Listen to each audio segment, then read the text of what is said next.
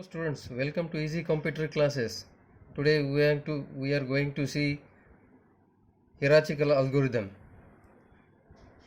As we know that hierarchical algorithm actually creates the sets of clusters. Sets of clusters like in this diagram we are having a sets of clusters like A, B, C, D, E, and F. These are sets of clusters. We are going to perform these clusters within a short while. Hierarchical algorithm is different from other algorithm because it creates the sets, and the sets are represented in a tree data structure which is called as a dendrogram. Example for the dendrogram also we are going to explain within a short time. So in the dendrogram actually the sets are created in various levels. Now let us try to consider this diagram where we are having so many elements which are spaced in the xy plane. Now these are nothing but the inputs and considered as the individual sets, but we can create the cluster of these elements accordingly. So right now we are having 1 2 3 4 5 and 6 clusters are there. We can just create the sets of clusters according to the distance. Let us create some clusters. We can create the cluster of AB like this. We can create a cluster of AB like this. Then we can create a cluster of CD. Then the E and F, these are the two clusters remaining as it is. Previously 6 clusters are there. Now the cluster becomes 4 clusters. This is first, second, third and fourth. Now we can change the cluster again. We can add this E into the CD and we can create a new cluster in the next level, and the cluster become like this. Now we are having 1 2 and 3 clusters.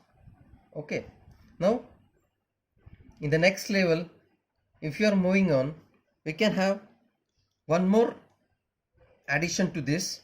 We can add this and this cluster and we can create one single big cluster like this.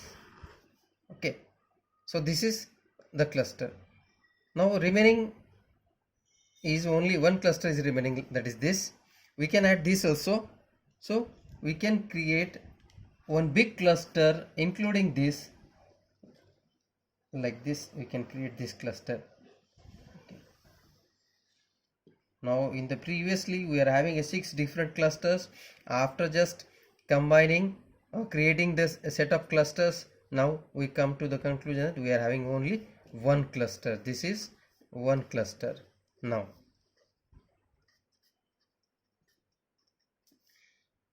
we can represent the whole hierarchical algorithm with the help of a diagram, a tree hierarchical diagram.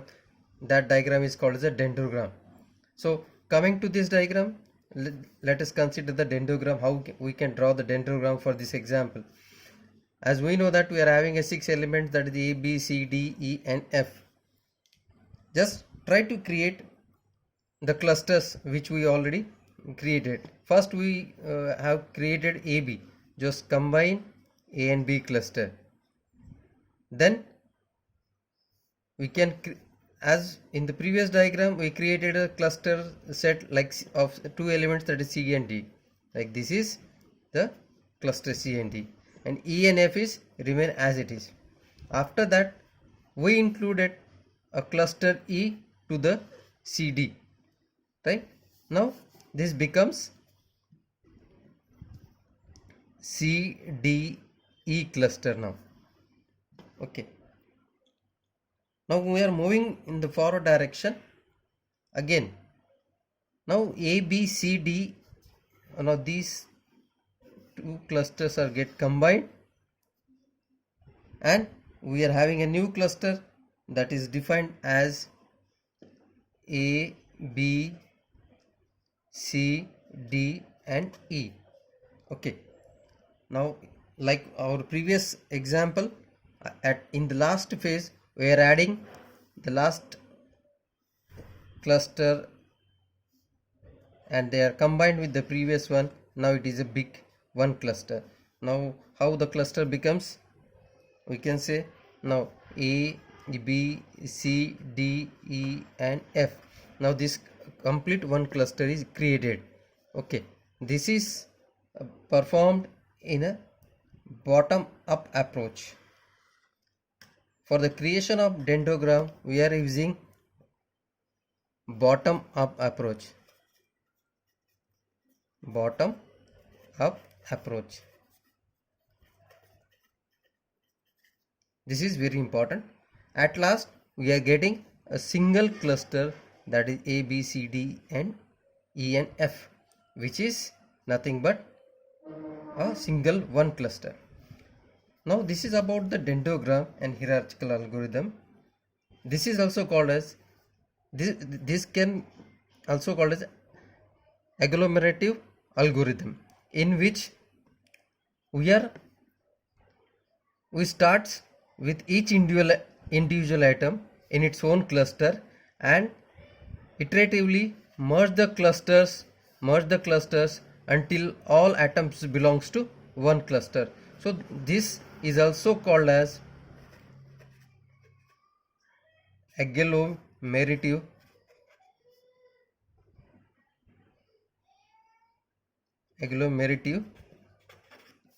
algorithm,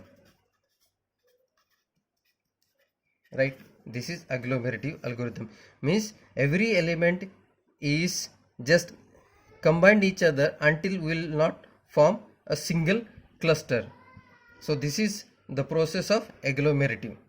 Now we are coming to the next algorithm, which is called as the divisive algorithm, which is nothing but we can say the reverse of your agglomerative algorithm.